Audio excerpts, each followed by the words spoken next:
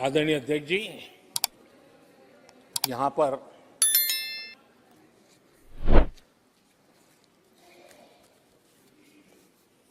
बहुत गुस्सा व्यक्त किया गया। जितना हो सका उतने कठोर शब्द में गुस्सा व्यक्त किया गया। उनका दर्द मैं समझता हूं, उनकी मुसीबत और ये गुस्सा मैं समझता हूं, क्योंकि तीर निशाने पर लगा है।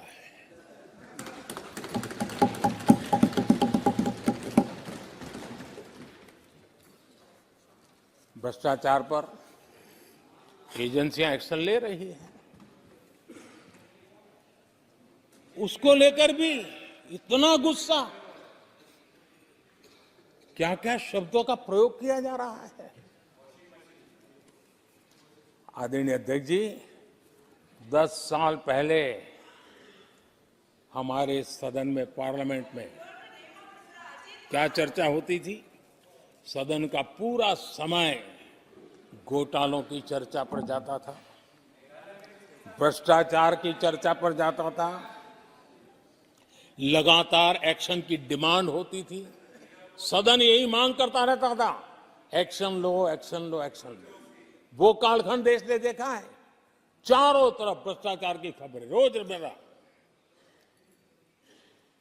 और आज जब भ्रष्टाचारियों पर एक्शन लिया जा रहा है तो लोग उनका समर्थन में हंगामा करते हैं। आदरणीय अध्यक्ष जी, इनके समय में एजेंसियों का सिर्फ और सिर्फ राजनीतिक उपयोग के लिए उपयोग किया जाता था, बाकी उनको कोई काम करने नहीं दिया जाता था। अब आप देखिए उनके कालखंड में क्या हुआ। पीएमएलए एक्ट के तहत हमने पहले के मुकाबले 2 गुने से अधिक केस दर्ज किए। कांग्रेस के समय में ईडी ने 5,000 करोड़ रुपए की संपत्ति जब्त की। हमारे कार्यकाल में ईडी ने 1 लाख करोड़ रुपए की संपत्ति की। देश का लूटा हुआ माल देना ही पड़ेगा। और जिनका इतना सारा माल पकड़ा जाता हो, नोटों के ढेर पकड़े जाते हो, और अधीर बाबू तो बंगाल से आते हैं, देखे हैं नोटों के ढेर उन्होंने। तो किस किस के घर में से पकड़े जाते, किस किस राज्यों में पकड़े जाते थे। ये देश ये नोटों के ढेर देख देख करके चौंक गया है। लेकिन अब जनता को आप मूर्ख नहीं बना सकते। जनता देख रही है कि किस प्रकार से यूपीए सरकार में जो भ्रष्टाचार की बातें होती थी, उसका टोटल 10-15 लाख करोड़ का रहा है। चर्चा होती थी। हमने लाखों करोड़ के घोटाले तो अटकाए, लेकिन उन सारे पैसों को गरीबों के काम लगा दिया, गरीबों के कल्याण के लिए। अब बिचौलियों के लिए गरीबों को लूटना बहुत मुश्किल हो गया है। Direct benefit transfer, Jan Dhan account, Aadhaar, mobile, उसकी ताकत हमने पहचानी है। 30 लाख करोड़ रुपए से ज्यादा रकम हमने लोगों के खाते में सीधी पहुंचाई।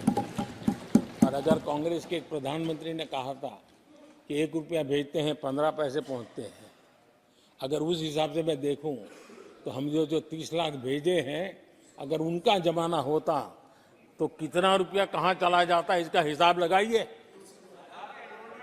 15% मुश्किल से लोगों के पास पहुंचता, बाकी सब कहां चला जाता। आदरणीय अध्यक्ष जी, हमने 10 करोड़ फर्जी नाम हटाए हैं। अभी लोग पूछते हैं पहले इतना आंकड़ा था, क्यों कम हुआ? आपने ऐसी व्यवस्था बनाई थी कि जिस बेटी का जन्म नहीं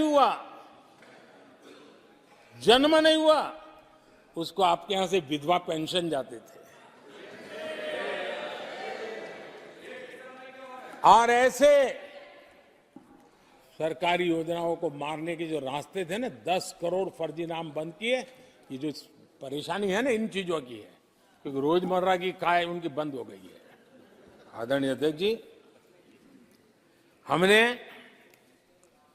ये फर्जी नामों को हटाने से करीब करीब 3 लाख करोड़ रुपया फर्जी हाथों में जाने से बचाया, गलत हाथों में जाने से बचाया। देश के टैक्स पेयर का पाई पाई बचाना और सही काम में लगाना, इसके लिए हमने जीवन खपा रखे हैं। आदरणीय अध्यक्ष जी, सभी राजनीतिक दलों को भी सोचने की जरूरत है और समाज में भी जो लोग बैठे हैं उनको देखने की जरूरत है। आज देश का दुर्भाग्य है, पहले तो क्लासरूम में भी कोई अगर चोरी करता था, किसी की कॉपी करता था, तो वो भी 10 दिन तक अपना मुंह किसी को दिखाता नहीं था। आज जो भ्रष्टाचार के आरोप जिन पे सिद्ध हो चुके हैं, जो जेलों में समय निकाल करके पैरोल पर आए, आज वॉशिंग मशीन से भी बड़ा कंधे पे लेकर के महिमा मंडन कर रहे हैं ऐसे चोरों का सार्वजनिक जीवन में। कहां ले जाना चाहते हो देश को तुम?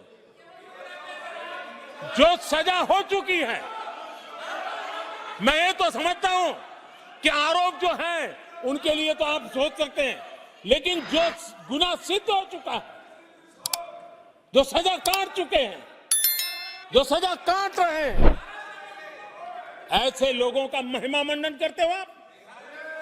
कौन सा कल्चर और देश की अभावी पीढ़ी को क्या प्रेरणा देना चाहते हो आप? कौन से रास्ते और ऐसी कौन सी आपकी मजबूरी है?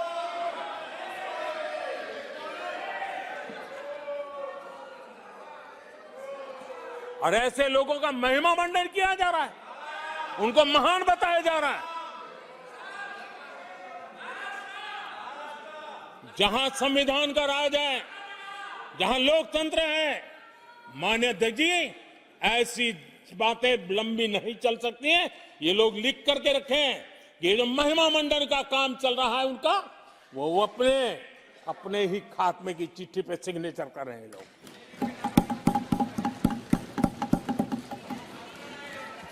आदरणीय अध्यक्ष जी, जांच करना ये एजेंसियों का काम है। एजेंसियां स्वतंत्र होती हैं और संविधान ने उनको स्वतंत्र रखा हुआ है, और जज करने का काम न्यायाधीश का है। जज करने का काम न्यायाधीश का है और वो अपना काम कर रहे हैं। और अध्यक्ष जी, मैं इस पवित्र सदन में फिर से दोहराना चाहूंगा, जिसको जितना जुल्म मुझ पर करना है कर ले, मेरी भ्रष्टाचार के खिलाफ लड़ाई चलती रहेगी। जिसने देश को लूटा है उनको लौटाना पड़ेगा, जिन्होंने देश को लूटा है उनको लौटाना पड़ेगा। ये मैं देश को इस सदन की पवित्र जगह से वादा करता हूं। जिसको जो आरोप लगाना है लगा लें, लेकिन देश को लूटने नहीं दिया जाएगा और जो लूटा है वो लौटाना पड़ेगा।